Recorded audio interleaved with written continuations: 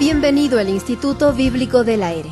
Comenzamos otra lección especial de la serie a través del Antiguo Testamento, ideada para ayudarlo a entender y aplicar lo que la palabra de Dios, la Biblia, dice acerca de los desafíos fundamentales de nuestra vida y las respuestas de Dios. Le agradecemos por planificar unirse a nosotros cada día. Nuestra oración es que el Instituto Bíblico del Aire lo ayude a ver que Dios desea tener una relación con usted y tiene un plan maravilloso para su vida. El Instituto Bíblico del Aire le da la oportunidad de estudiar las Sagradas Escrituras y lo que dicen acerca de la verdad eterna y cómo podemos aplicar estas verdades a nuestra vida.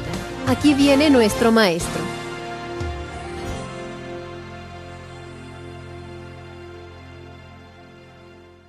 Estamos estudiando al profeta Miqueas y hemos visto que es uno de los grandes predicadores entre los profetas. Tenemos gran necesidad en apreciar al profeta Miqueas.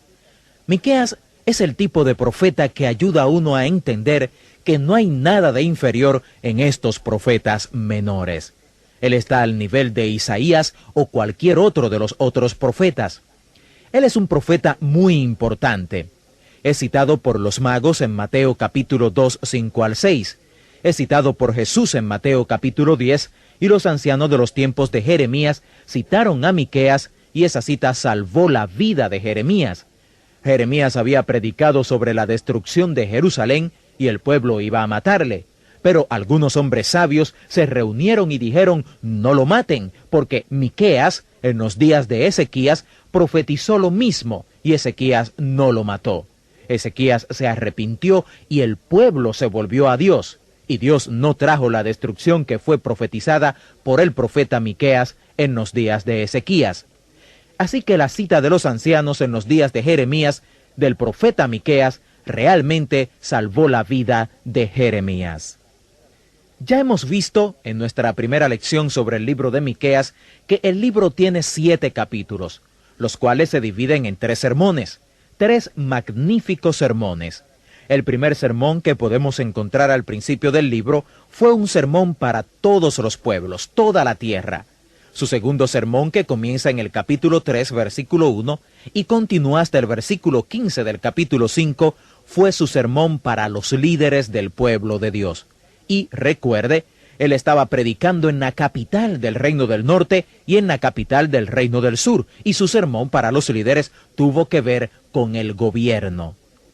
Él estaba muy preocupado por el hecho de que el gobierno viene de Dios, y para que la gente pueda vivir en paz y pueda experimentar el bienestar que Dios quiere que experimenten, entonces el gobierno tiene que ser lo que se supone que tiene que ser. Él consideraba que el gobierno existe en 3 niveles. Había el gobierno espiritual, los sacerdotes, y era la responsabilidad de los sacerdotes enseñar cosas espirituales y ser ejemplo de las cosas que predicaban.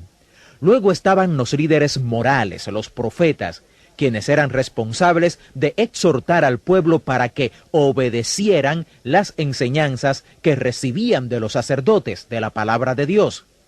Después estaban los líderes civiles, cuya responsabilidad era ser los oficiales de refuerzo y velar que las leyes de Dios fueran cumplidas. Ellos se habían corrompido en los 3 niveles en los días de Miqueas, así que él dirige su predicación a estos líderes en los diferentes niveles de gobierno. Esto nos prepara para su profecía mesiánica. Su tercer sermón, el cual, a semejanza de los otros profetas, no solo es un sermón de juicio, sino de esperanza también, es con referencia al Mesías. Miqueas predica en su tercer sermón sobre la restauración de la dispersión, y en conexión con eso nos da su profecía mesiánica.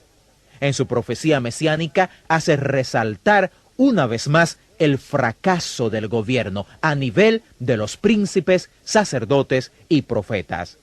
Según la opinión de Miqueas, ellos habían fracasado en los 3 niveles. Cuando él presenta su profecía mesiánica en Miqueas 5:2, hace destacar que el Mesías será el gobernante perfecto. Él dice, y él estará y apacentará con poder de Jehová, con grandeza del nombre de Jehová su Dios. Lo que parece sugerir es que ha sido la función de Dios delegar el gobierno en los hombres.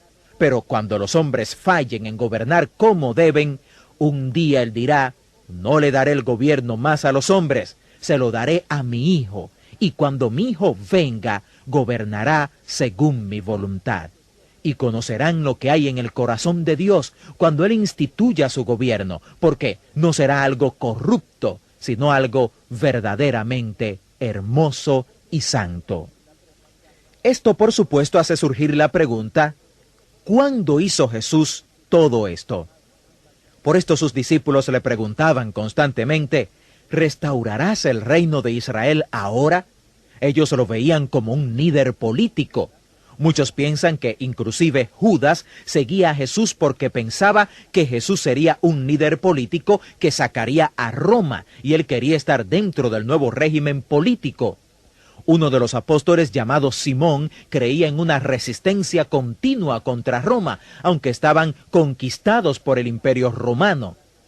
A causa de pasajes de la Escritura, tales como los de Miqueas, los apóstoles, quienes conocían bien el Antiguo Testamento, pensaban que Jesús sería un líder político y que gobernaría. Lo que ellos no veían en ese momento, y que tal vez usted no haya notado cuando se lee por primera vez a Miqueas, es lo que algunos han llamado el gran paréntesis. Jesús lo hizo claro para los apóstoles que su venida sería en dos eventos. Hablamos de la primera venida de Cristo y de la segunda venida de Cristo.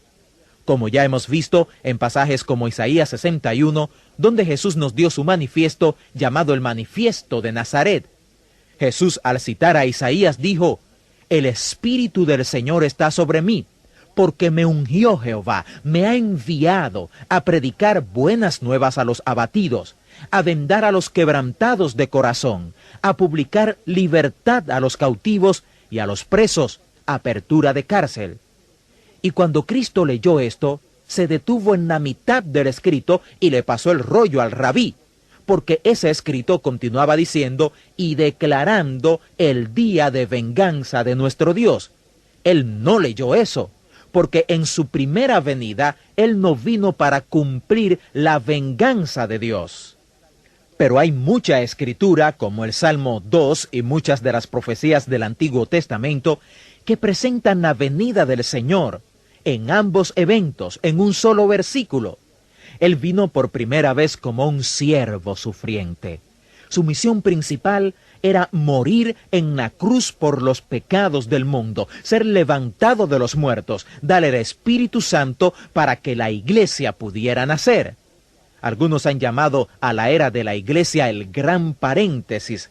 En este tiempo, Él está edificando su iglesia. Ahora, cuando Él termine la edificación de su iglesia, entonces vendrá otra vez.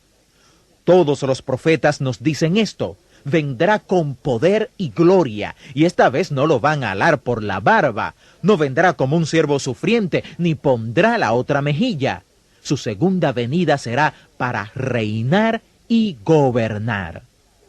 Hay mucho sentido en pensar que en la segunda venida de Jesús Él dirá algo como esto: he tratado de darles la oportunidad de gobernar, pero siempre ha habido corrupción en esos tres niveles.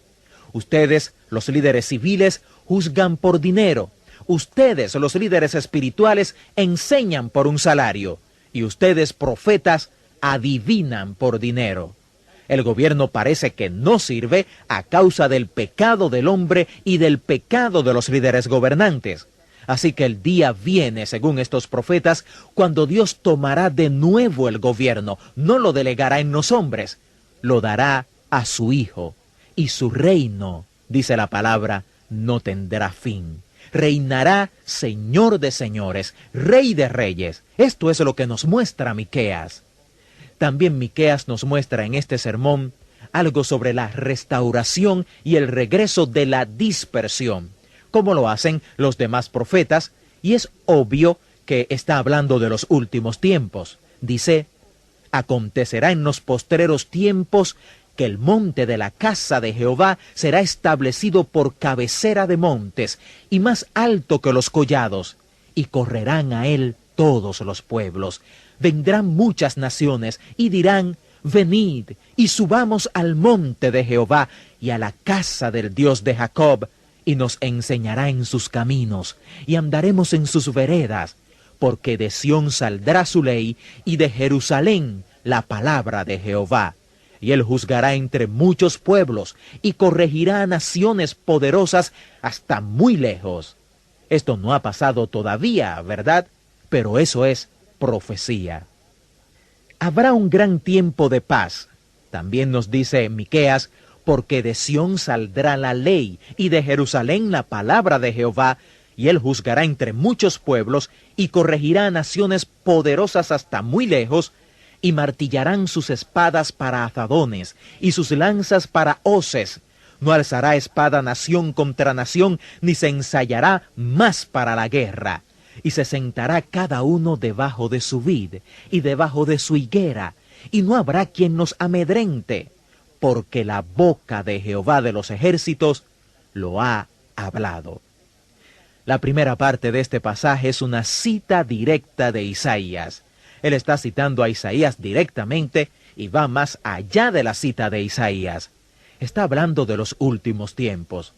Por esto es que es muy emocionante mantener nuestra vista en el Medio Oriente y en Israel. Las profecías que Dios ha dicho en su palabra, todas se han cumplido. Y estamos confiados en que todas las demás profecías, así como esta que nos presenta Miqueas, se cumplirán al pie de la letra. Quiera Dios, mi estimado amigo, que usted tenga su confianza en estos tiempos tan difíciles y peligrosos en la palabra de Dios.